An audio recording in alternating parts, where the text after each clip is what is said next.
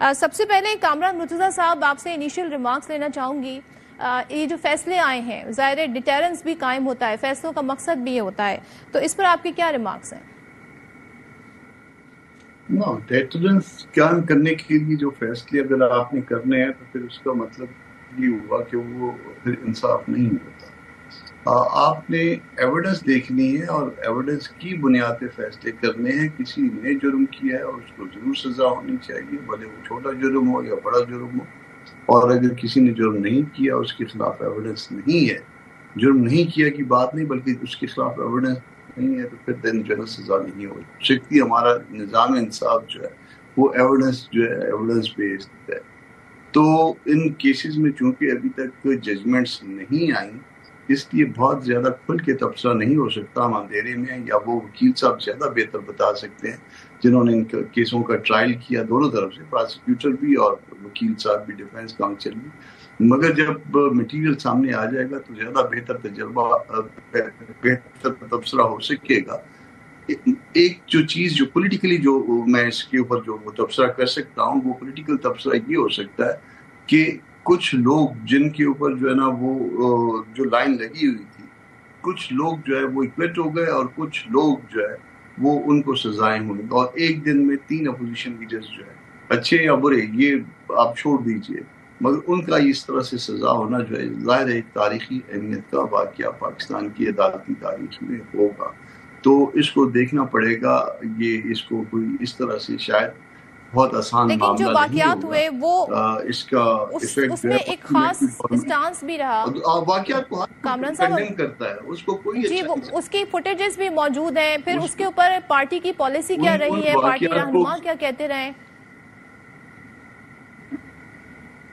دیکھیے جتنی presumption cases میں ہوتی ہیں, کرمنل کیسز میں, وہ ملزم کے فیور میں ہوتی ہیں. پارٹی پالیسی کی بنیاد پہ کسی کو سزا نہیں دے سکتی. اگر ایویڈنس ہے, پازیٹیو ایویڈنس ہے, وہ ان کو یقیناً جو ہے نا اس کا نتیجہ بھگتنا ہوگا.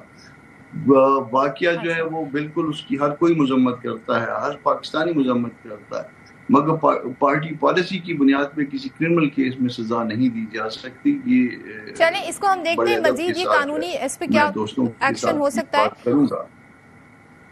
ہاں کامران صاحب ایک چیز مجھے بتائیے گا, ظاہر ہے آپ اس وقت جو ہم اپنی اسمبلیز کی صورتحال دیکھیں تو ظاہر ہے یہ اراکین ڈی سیٹ بھی ہوں گے, اس کے بعد پھر ایک ضمنی الیکشن کے مراحل آئیں گے.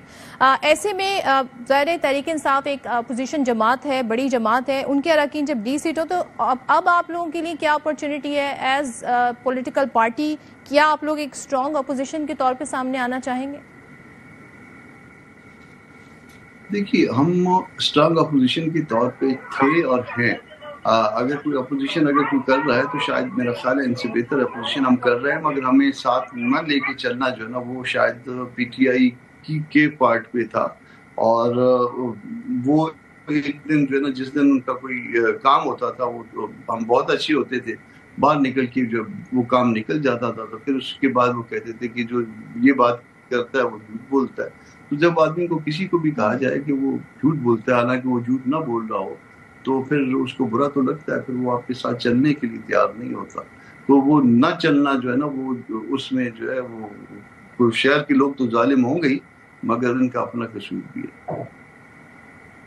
اچھا تھوڑا سا اگر آپ اس پہ روشنی ڈالنا چاہیں کہ ہائر کورٹ میں کیس کتنا ان کے لیے مختلف ثابت ہوگا یا پھر اسی نوعیت کے معاملات رہیں گے. دوسرے آپ سے میں یہ جاننا چاہوں گی کہ ظاہر ہے سینٹ, قومی اسمبلی, اپوزیشن لیڈر کے لیے اب کس کے نام سامنے آ سکتے ہیں؟ آپ کی جماعت اس میں کیا ورکنگ ابھی سوچ رہی ہے؟ ایسا ہے کہ پہلے آپ کی دوسری بات کا جواب دے دیتا ہوں کہ جن پارٹیوں کی اکثریت ہوتی ہے جن ہاؤسز میں, ان کا حق ہے کہ وہ ان کا اپوزیشن لیڈر ہو. اکثریت تو مطلب اگر جن کی اکثریت ہوگی وہ تو ٹریجری میں چلے جائیں گے, مطلب ان کے بعد جو اپوزنگ پارٹیاں ہوتی ہیں ان میں سے جن کی اکثریت ہو.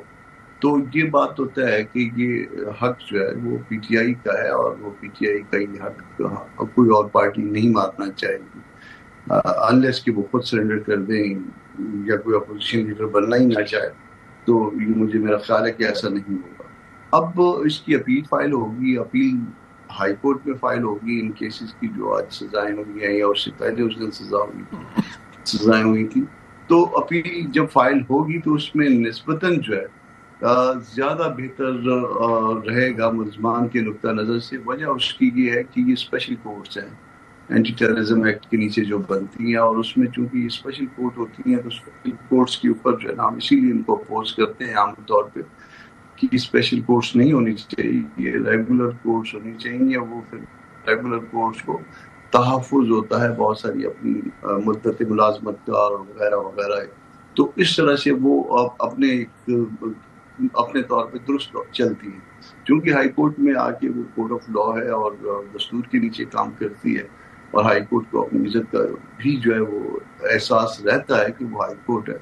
तो मेरा ख्याल है कि वो मुलज़िमों की तरफ से ये जिनके खिलाफ एविडेंस नहीं होगी उनके लिए बड़ी ज़्यादा सहूलत उनको मिल जाएगी। मगर उससे पहले जो है ना एक और बात होगी कि ये 10-10 साल की सज़ाएँ हैं, और 10-10 साल की सज़ाएँ यानी ये जो अपीलें आएंगी ये अपनी उस लाइन में लगेंगी जिनके जो 10 साल वाले मुलज़िम ऑलरेडी जो है लाइन में खड़े होंगे। तो वो अब कितनी जल्दी बारी आती है, कितनी देर से बारी आती है, ये भी एक सवाल होगा।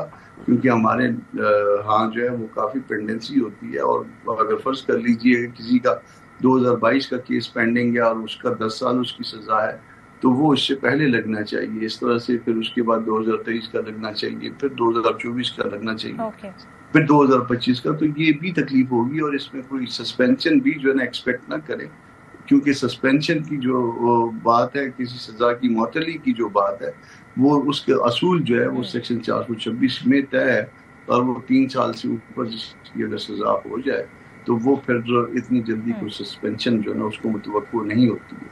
तो ये तकलीफ दे होगा जिन जिन को सजाएं हुई हैं, और वो फिर इसको फेस करेंगे।